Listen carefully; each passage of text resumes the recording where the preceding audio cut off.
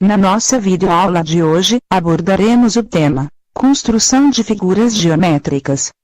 Precisamos entender o que é geometria e como utilizamos no dia a dia. Para isso assistiremos um vídeo muito interessante sobre o tema.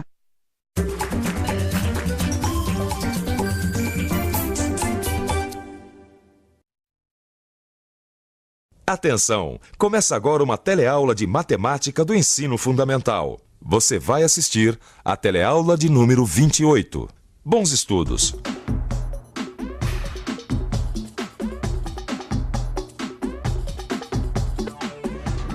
Oi, com licença. Será que você tem algum objeto tridimensional? É lógico, o meu carrinho. Será que esse carrinho de pipoca é tridimensional mesmo? Vamos conferir. Olha só. A largura, a altura e a profundidade. É isso aí, são 3 dimensões. Todo objeto de 3 dimensões é tridimensional. Tijolo, caixa de sapato, bola. É verdade, o seu carrinho é mesmo tridimensional. Mas será que você tem algum outro objeto que seja bidimensional? É claro, a foto da minha filha. Olha só, essa foto está no plano do papel. Ela tem 2 dimensões, a altura e a largura. Por isso, ela pode ser chamada de bidimensional ou plana. Mapa. Superfície do azulejo. Planta de uma casa. Muito bem, mas existe uma parte da matemática que estuda as formas dos objetos, que podem ser tridimensionais, como esse carrinho de pipoca ou essa caixinha de fósforo. Ou também bidimensionais ou planas, como essa folha de papel. Eu estou falando da geometria, o mundo dos triângulos, dos cilindros, dos círculos, das retas, dos planos, dos quadrados, dos cubos e muito mais. Nós vamos ver na aula de hoje como a geometria é importante na nossa vida, como ela é útil no nosso dia a dia. Vamos nessa?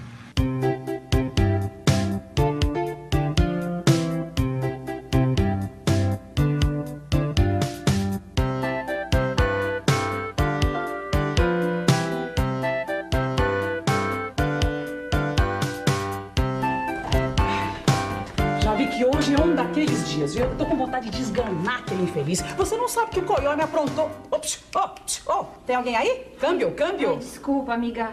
O que foi? Vou contar desde o começo. Você sabe que eu e o Mário estamos querendo construir naquele nosso terreno, né?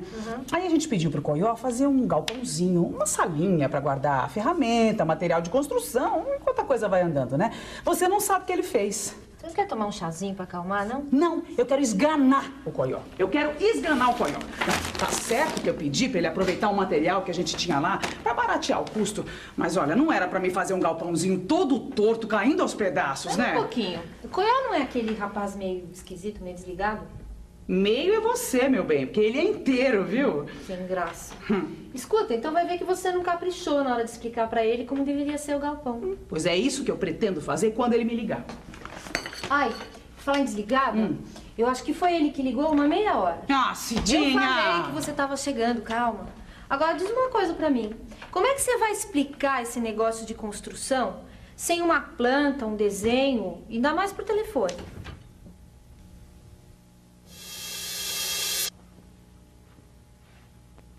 E agora? Será que é possível dar as explicações para o Coió pelo telefone sem o uso de plantas ou desenhos? Graças à geometria, a resposta para esta pergunta é sim. A gente pode explicar algumas características do galpão usando termos geométricos. Não precisa se assustar, não. São termos que você já usa no seu dia a dia e nem sequer sabe que é geometria. Você está duvidando? Então vamos em frente para você ver. Bom dia! Oi, tudo bem? Tá boa? Ai, o telefone. Cidinha, eu sei que você não é boa no atendimento, mas pelo amor de Deus, me quebra esse galho, que deve ser o Coió no telefone. Marli, a Cidinha vai te atender. Me dá. Tá bom? Oi. Que bicho mordeu ela? Tem uns probleminhas aí. Desembucha, Cidinha. Ela sempre me conta tudo. Sabe o que é? A Cindy Não, teve... é lógico que eu não gostei, Coió. Ficou tudo torto, tudo desconjuntado. O que ficou torto? Tá bom, eu vou te contar. Nós vamos começar pelo chão. O chão ficou cheio de buraco, calombo. Não pode, Coió, não pode. O quê? Você quer saber como é que deve ser o chão? Essa é uma boa pergunta. Como deve ser o chão? O problema é que por telefone não dá para mostrar. A gente tem que achar uma palavra que explique tudo. Vamos pensar um pouco? Vamos pensar um pouco. Bom, o chão não pode ser cheio de buracos, nem todo encalombado assim. O melhor mesmo é um chão bem lisinho. Ah, já sei a palavra. O chão deve ser plano.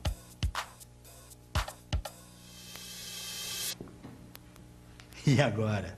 Você concorda com o que eu disse há pouco? Que a geometria fazia parte da nossa vida mesmo sem a gente saber? As figuras planas são figuras geométricas muito conhecidas no nosso dia a dia. É só olhar ao redor. As paredes, os muros, os pisos, os tampos das mesas e muitas outras coisas são planas. Agora uma dúvida prática. Na hora de fazer o piso, como garantir uma superfície bem plana? Nós estamos hoje aqui nessa construção para descobrir como se faz um piso bem plano. Para isso, nós vamos contar com a ajuda do nosso amigo Pascoal, que é um profissional da construção civil. Você pode ajudar a gente? Ó, dona, primeiro eu pego esse madeiramento e põe nos cantos dessas 4 paredes. Aí depois eu pego as cordinhas e estico de lado a lado. Aí eu deixo tudo bem prontinho para fazer um piso bem plano.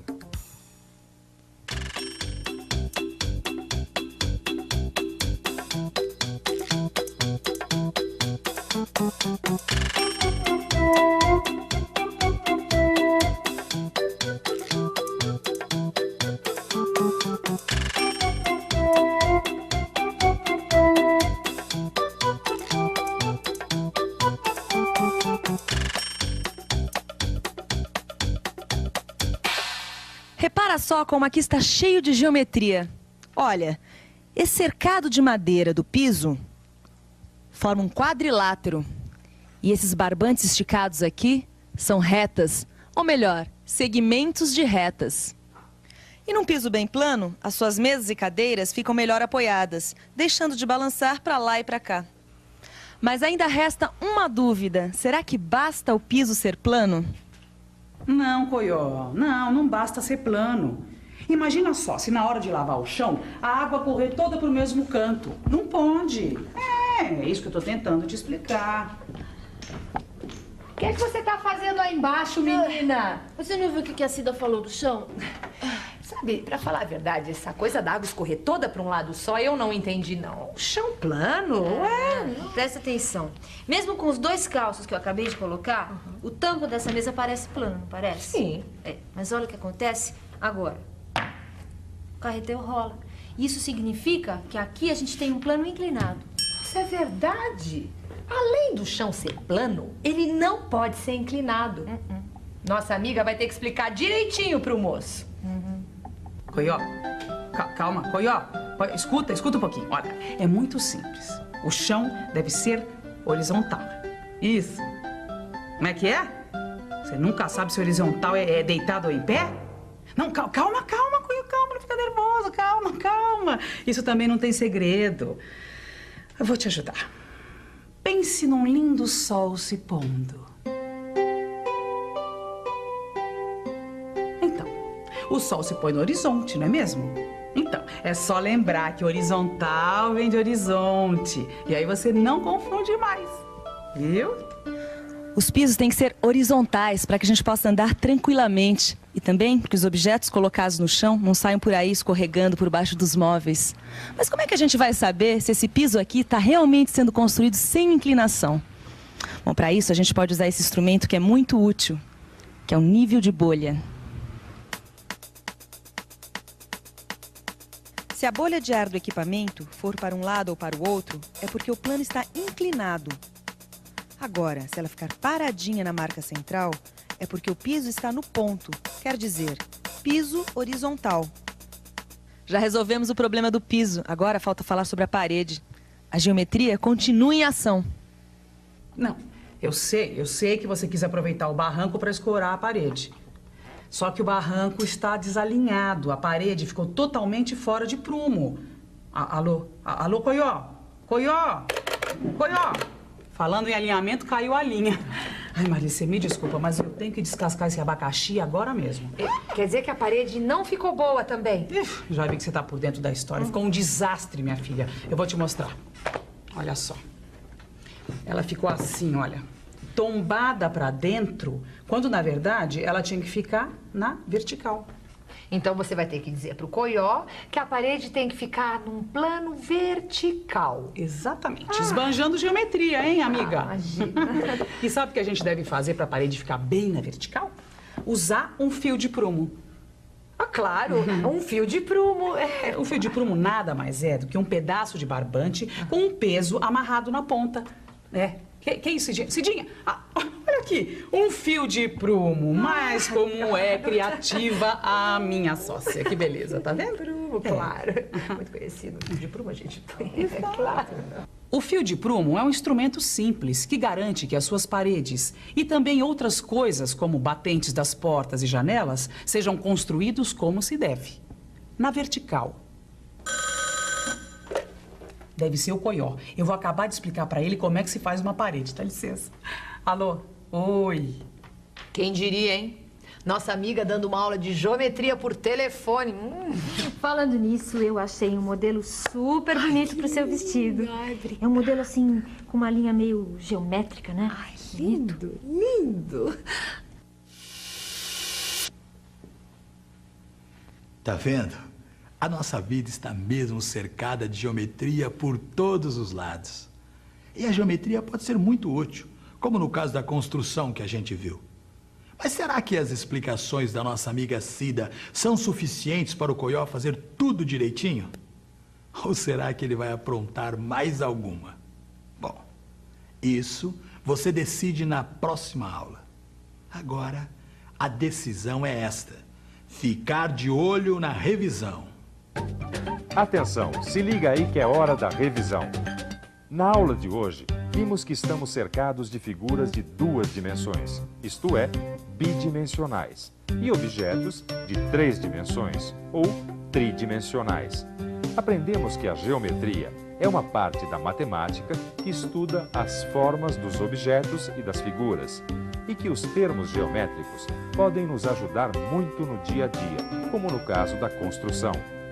Vimos que o chão e as paredes devem ser planos, só que o piso deve ser um plano horizontal e a parede um plano vertical. Para continuar a construir seu conhecimento de geometria, agora você tem que ir até seu caderno de estudos e colocar as mãos na massa. Bons estudos e até a próxima.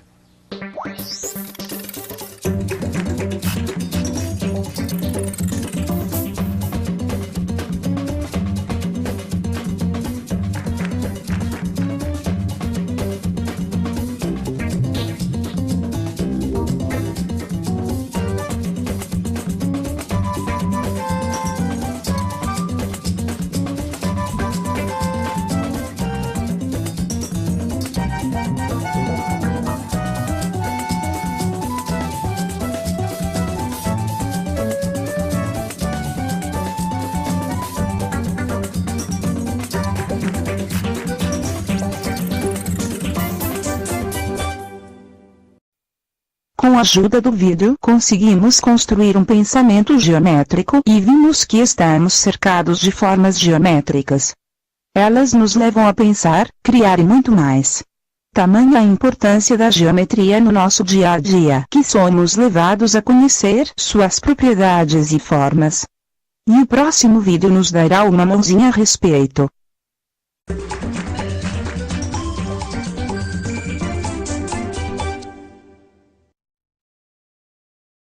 Atenção! Começa agora uma teleaula de matemática do ensino fundamental. Você vai assistir a teleaula de número 52. Bons estudos!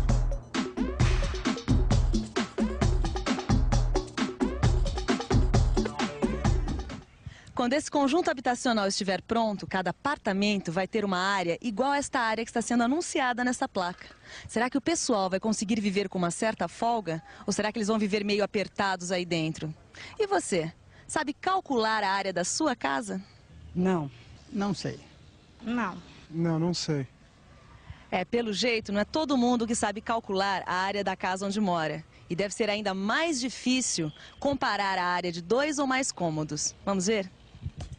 O que é maior? Uma sala de 3 metros por 4 ou um corredor de 12 metros de comprimento por 1 metro de largura?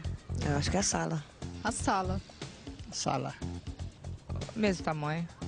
Deve ser o corredor, né? Acho que é a sala, né? A medida é igual. 1 metro por 12 dá 12 e 3 metros por 4 dá 12 metros quadrados. Se a gente souber calcular a área, nós vamos ver que a área da sala é igual à área do corredor. Agora, se você não sabia disso, preste atenção, porque na teleaula de hoje nós vamos ver como se calcula a área de uma figura plana.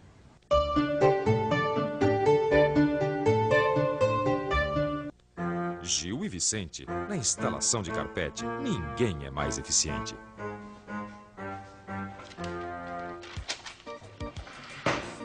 E aí, Gil? Mais trabalho? Ô, Vicente, ainda bem que você chegou, viu? Sabe o que é? Eu não tô conseguindo calcular a área dessa sala maluca aqui, ó. Dá uma olhadinha, ó, que coisa maluca. O que é isso? Que forma de sala é essa, cara? Pra mim isso é coisa de arquiteto que gosta de ficar inventando moda, viu, Vicente? Pô, e olha, precisa entregar o orçamento até as 3 da tarde, hein? Pois é, se até as 3 da tarde a gente não entregar, ó, blá, blá, ó, adeus cliente. Isso que é. É, então vamos nos apressar que agora a coisa complicou, hein, Gil? Se fosse uma dessas salas normaisinhas, em forma de quadrado ou de retângulo, aí sim eu sabia calcular a área. Ó, por exemplo, se fosse uma sala quadrada, era só pegar as medidas dos lados, vamos chamar de A, e multiplicar um pelo outro para calcular a área. Ou seja, A vezes A igual a A ao quadrado. Pronto. É, e mesmo que fosse uma sala retangular, Vicente, não tinha problema nenhum. A gente media os lados, ó. Digamos que um desse A e o outro B. E também multiplicava um pelo outro, quer dizer, a área dessa sala retangular seria igual A vezes B. Fácil, não é? Não só é fácil, como também é muito útil, viu, Gil? E não é útil só pra nós, não. É, claro que não. Olha, vira e mexe, o pessoal lá na construção tá fazendo cálculo de área. Ah, é? Agora, você imagina, Vicente, o que seria a vida deles sem cálculos de área? Ah, não ia dar, né? Sem o cálculo de áreas, o seu Antônio, que é mestre de obras aqui desse conjunto habitacional, não saberia as medidas das superfícies dos apartamentos, não é mesmo, seu Antônio? Exatamente. Agora, por exemplo, que eu já terminei o contrapiso e vou encomendar a cerâmica, eu preciso saber qual é a área dessa sala. Só que seu Antônio já sabe que essa parede aqui mede 4 metros e essa de trás 3 metros. Então, é só ele multiplicar esses dois números, ou seja, 4 vezes 3. Assim, ele sabe que a área dessa sala é igual a 12 metros quadrados, não é isso? É isso mesmo. São 12 metros quadrados que eu vou comprar de cerâmica. Olha, essa sala vai ficar uma beleza. Sensacional curso de pipas com a professora Maristela. É no sábado às 14 horas. Venha e traga a criançada. Beleza é calcular a área de um quadrado ou um retângulo. Isso meus alunos já sabem fazer. O problema é que eles vão chegar daqui a pouco para a nossa aula e eu ainda não sei como eu vou ensinar o cálculo da área de uma pipa, que não é exatamente um retângulo. Quer dizer, é quase um retângulo, mas um lado é um pouco maior que o outro. Eu já sei. Vou fazer esta figura virar um retângulo, já que essa é uma forma que todos sabem calcular. Para isso, eu só preciso cortar da ponta da figura um triângulo com a base de 3 centímetros e colocá-lo aqui em cima. Pronto! Agora eu tenho um retângulo de 23 por 18. Agora é só multiplicar 23 centímetros por 18, que é igual a 414 centímetros quadrados. Maristela, isso é simplesmente genial. Com o mesmo raciocínio, eu posso mostrar para os meus alunos como fica fácil calcular as áreas de uma pipa, por exemplo, com a forma de um paralelogramo. É só transformar a figura num retângulo. Isso mesmo. Assim vai ficar fácil definir a quantidade exata de papel que vai ser preciso para fazer uma pipa desse formato. Se eu pedir para os alunos cortarem um pedaço deste paralelogramo e encaixarem o pedaço no outro lado, a figura vai virar um retângulo bem na frente deles. E esta área eles sabem calcular. Então vai ser fácil para eles entenderem que a área do paralelogramo pode ser calculada em função de sua base e de sua altura. Será que eles sabem que a altura é a distância de uma base a outra e que é perpendicular à base? Bom, se não souberem, eu explico. O importante é que eles entendam que para calcular a área do paralelogramo é só multiplicar a base pela altura. Muito boa essa forma de ensinar, hein? Acho que meus alunos nunca tiveram um curso tão interessante como o que eles vão receber. Afinal, meu nome é ou não é Maristela? Eu trabalho de dia e estudo à noite, por isso eu não tenho tempo a perder. Ô, Vicente, quem não tem tempo a perder agora somos nós, viu? Tá mais do que na hora de entregar esse orçamento. Por isso é bom usar loguinho aquele recurso de transformar uma figura em outra, entendeu, Vicente? Pois é, mas essa figura aqui é muito esquisita, viu? Não sei se vai dar pra transformar isso aqui num retângulo, não. Aí eu acho que você tem razão, viu? Talvez não dê pra transformar isso aqui num retângulo mesmo. Agora, e se a gente dividir essa figura esquisita aqui em duas outras que a gente saiba calcular a área? Opa, rapaz, aí isso pode dar samba, hein? Se eu dividir essa figura em duas outras mais conhecidas, o cálculo da área fica bem mais fácil. Olha só, Vicente, apareceu um trapézio e um triângulo. Eu não disse? Agora, para calcular a área dessa figura, é só a gente somar a área do trapézio com a área do triângulo. Boa bola, Gil. Agora podemos terminar esse bendito orçamento. Aliás, pode deixar que eu calculo a área do trapézio aqui. Com esse santo recurso de transformar as figuras, hein? Olha só, eu faço um outro trapézio igualzinho. Aí é só girar esse novo trapézio e encaixar no primeiro. Repare que agora eles formam um paralelogramo. E eu já sei que a área do paralelogramo é igual à altura vezes a base. Só que nesse caso, a base a ser considerada é a soma da base maior com a base menor. Como eu só quero a área do trapézio, que é a metade da área do paralelogramo, é só eu dividir por 2. Bom, agora é só calcular a área do triângulo e eu termino o meu orçamento, meu amigo. Maravilha. Pode deixar comigo que a área do triângulo é a especialidade da casa. Não. Aliás, pega aquele outro prisma que eu vou te mostrar uma coisa legal. Tá na mão aqui, olha aí. Ó, olha só que beleza, Gil. Aqui também funciona o raciocínio de transformar uma figura em outra. Tá vendo, ó? Os dois triângulos juntos formam um paralelogramo. Então, para calcular a área do triângulo, basta multiplicar a base pela altura e dividir por 2, já que só queremos saber a área do triângulo, que é a metade da figura. Ô, Sócio, você imagina o que seria da gente sem esse recurso de transformar uma figura em outra? Hein, Vicente? Aí o negócio ia pegar, viu? Sem o recurso de transformar uma forma em outra, ficaria muito mais difícil calcular a área de algumas figuras. Vocês já pensaram como a gente saberia o quanto de papel seria preciso para fazer essa pipa em forma de losango? Agora, transformando a figura fica fácil. Querem ver? Se a gente dobrar cada uma dessas 4 partes do losango e juntar nelas próprias, vamos criar um retângulo. Agora, olhem só. A diagonal maior do losango é igual ao lado maior deste retângulo. E a diagonal menor é igual ao menor lado. Ou seja, a área do losango é igual à diagonal maior do losango multiplicada pela diagonal menor e dividida por 2, já que nós dobramos a figura. Quer dizer que a área deste losango com diagonal maior medindo 30 centímetros e diagonal menor medindo 20 centímetros é de... Não é simples? Simples, fácil e muito útil. O difícil é calcular a área de uma figura como essa aqui, onde será a futura piscina desse conjunto habitacional. Mas será que a área dessa piscina é suficiente para que a criançada possa nadar? Como você sabe, a prática de esportes é muito útil à saúde, podendo evitar muitas doenças. Mas voltando ao nosso tema, essa piscina, assim como várias outras figuras, como a planta de um terreno ou mapa de uma cidade, são irregulares. Por isso, suas áreas só podem ser calculadas de um modo aproximado. Mas como é feito esse cálculo? Vamos pensar um pouco? Vamos pensar um pouco. Vamos pensar um pouco em como realizar o cálculo aproximado de áreas. antes de mais nada, eu posso quadricular a superfície onde está a figura. Cada quadrado deve ser igual à unidade de área que eu escolher.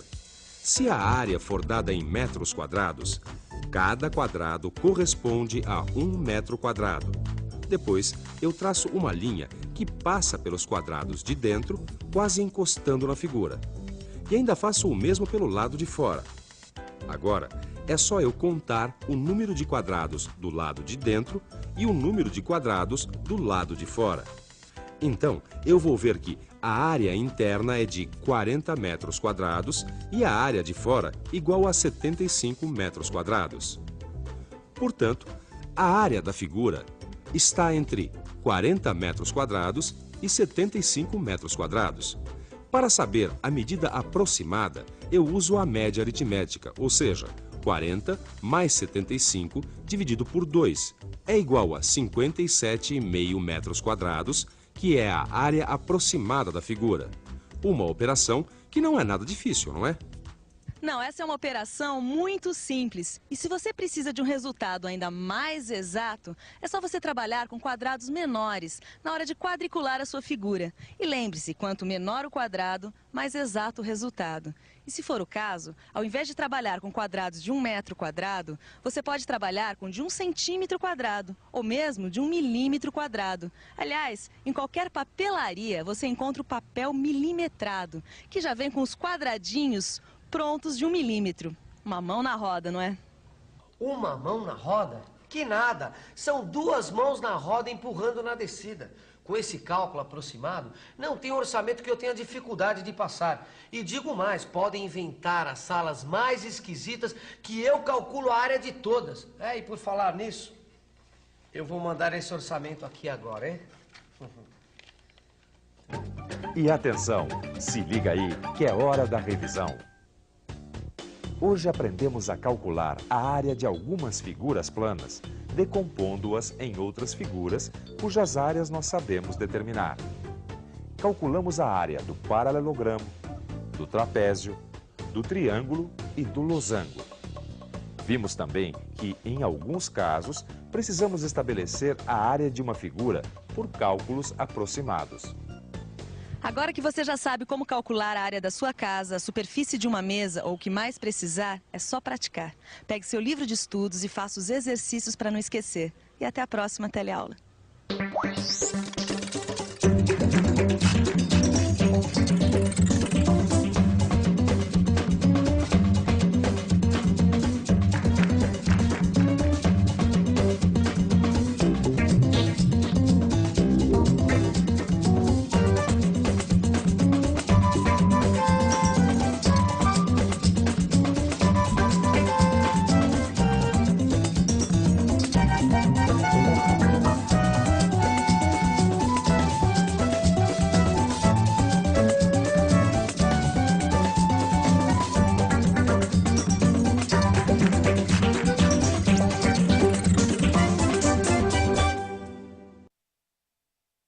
Agora que você já conhece um pouco mais sobre a geometria, sua importância e propriedades, vamos construir algumas figuras geométricas e calcular suas áreas, com auxílio do software GeoGebra.